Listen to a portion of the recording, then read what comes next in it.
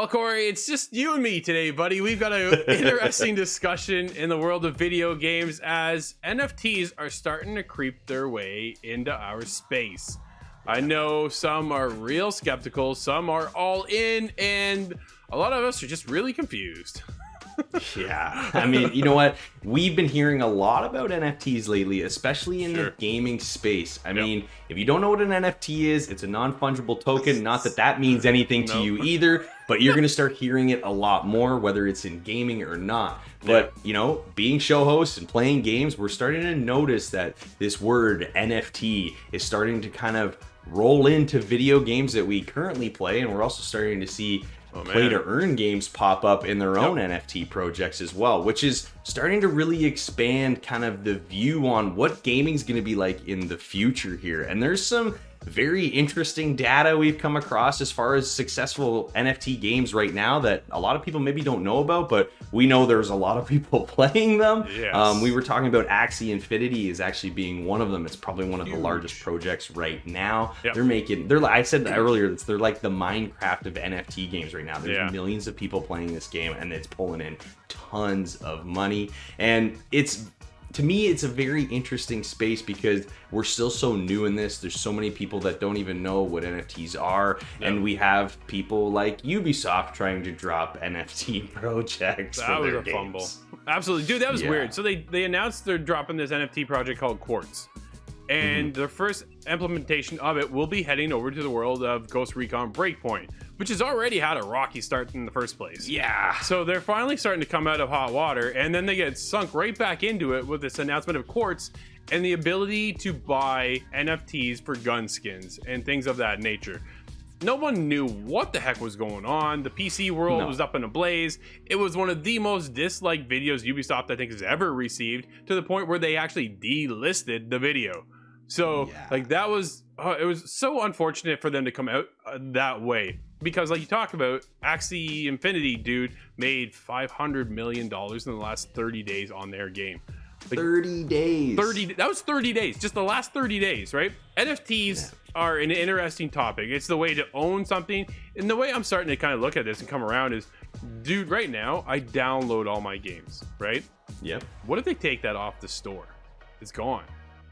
But if I have an NFT attached to a blockchain, now I own a piece of that game, and there's some kind of royalty in that for me to say, hey, I still have this. This is still a part of me. And the ability to then, if I choose to, Corey, I could sell that gun skin to you. At maybe a higher value or a lesser value. It depends on how, with the blockchain and the bitcoins and all the, all the coin market kind of goes like this, right? So it's a weird mix of how we're starting to see almost like the stocks make their way into NFTs, into the video game industry, and it's kind of all over the place. And that's the biggest problem, is nobody really has a clear vision of how to operate this or how to bring it in. We got feedback from Square Enix that the president over there says, yeah, this is great. Whether or not you like video games doesn't really matter, because we're talking about moving it and putting it into the NFTs into our video games. And then there's an announcement that GDC did a survey for theirs saying 75% of their devs aren't interested in NFTs. So 75% of our industry really doesn't care about the world of NFTs, but others do. And that's the biggest thing moving forward, is that how are they going to implement it when it doesn't? Remember the big, the loot box crave that we had? And that's, I think, where people are getting that fear from, right? Is that going to turn into this scenario where we're just like, guess and roll the dice and let's see what happens. And maybe we get something cool, maybe we don't. And I think that's kind of where the tipping point right now is, where the NFT line holds. But I know there's a lot of people that I'm talking to right now are very interested in the world of NFTs. And then there's the others on the complete opposite side are like, man, I don't like this idea of them creeping into our world of video games. We just want to enjoy the video game, right? When I could absolutely see that.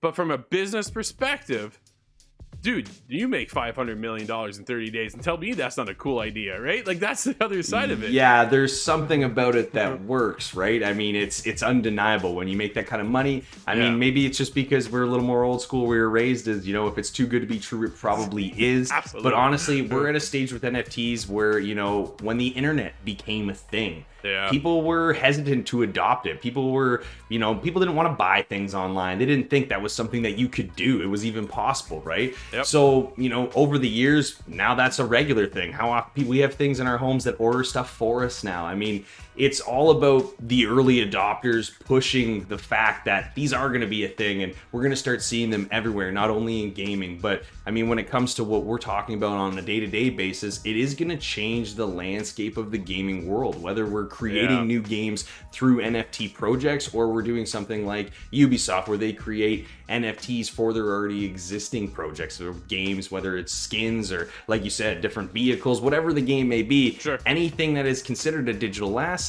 can have a contract that's written on the blockchain, and that is something that cannot be changed, and is something that you will forever own as long as you still hold that, right? Whether you sell it off to somebody, then it transfers to them. But it's so interesting to see where we're at with it all, Drew. I honestly think that, by the end of this year, this conversation is going to be a lot deeper, but I think there's going to be a lot more understanding. Right now, it's still so new, but I think if you haven't heard about NFTs, you should start looking into them because they're going to be popping up everywhere. And if you play games, whether or not you like it, I think it's something that we're going to actually have to adopt here in the future. Absolutely. My biggest fear, Corey, is using the NFTs to make a play-to-win model. Right, and I can definitely see some companies trying this model out. They want to earn the money. You want to win? Okay, you have to buy this, and you have to get into that NFT situation, right?